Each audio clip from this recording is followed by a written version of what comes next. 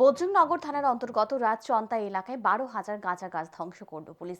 বজরংনগর থানার অন্তর্গত রাজচন্তা এলাকায় এদিন মহকুমা পুলিশ আধিকারিক সুব্রত বর্মনের নেতৃত্বে গাঁজা বিরোধী অভিযান চালানো হয়।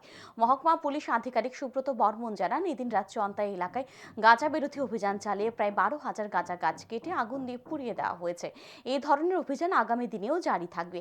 এই দিনের অভিযানে পুলিশের সাথে ছিল সিআরপিএফ ও টিএসআর এর জওয়ানরা।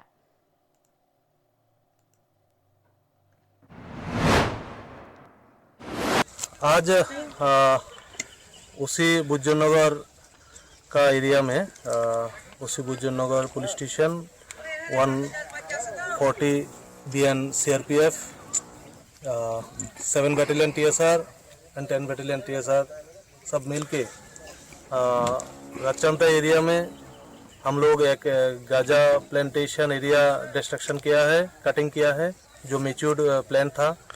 तो लगभग 12,000 हम लोग कटिंग किया है। 3 एकड़ एरिया होगा। सुबह 6 बजे से हमारा ऑपरेशन शुरू हुआ, टिल अभी भी चल रहे और उसको कटिंग करके हम लोग फायर लगा के उसको डिस्ट्रॉय किया।